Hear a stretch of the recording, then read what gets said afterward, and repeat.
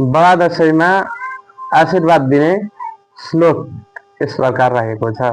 आयु द्रोण सुते सियो दशरथे शत्रु क्षयो राघवे ऐश्वर्य नहुषे गतिश्च पवने मानं च दुर्योधने सूर्य शान्तनवे बलं हलधरे शक्तिं च कुन्ती सुते विज्ञानं विदुरे भवन्तु भवतां कृतिश्च नारायणे।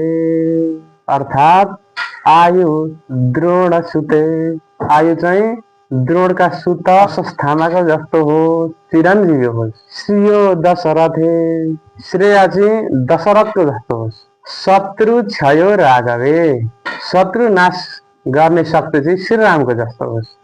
ऐश्वर्य चाहिँ नहुष राजाको जस्तो होस्। गतिश्च पवने, गति चाहिँ पवनको जस्तो होस्। मानम च दुर्योधने, मान सम्मान चाहिँ दुर्योधनको जस्तो होस्। शौर्य शान्तनवे, साहस चाहिँ शान्तनव भनेको भीष्म पितामहको जस्तो होस्। बलम च हलधरे, बल चाहिँ हलधर भनेको बलरामको जस्तो होस्।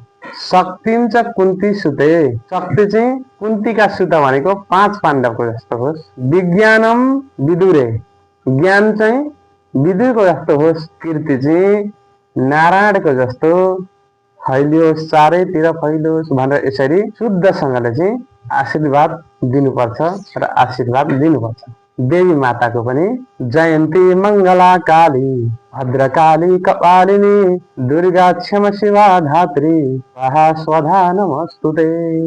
जयन्ती मङ्गला काली भद्रकाली कपालिनी दुर्गा क्षमा शिवा धात्री स्वाहा स्वधा यी गरेका माताहरूले चाहिँ हामीलाई रक्षा गरून्, यिनीहरूलाई हामीले नमस्कार गर्छौँ भन्दै आशीर्वाद दिने हाम्रो प्रचलन रहेको छ। सबैजनामा जय माता दी। सम्पूर्णमा पुनः पनि नेपालीहरूको बडा दशैंको हार्दिक मङ्गलमय शुभकामना। जय श्री राधे।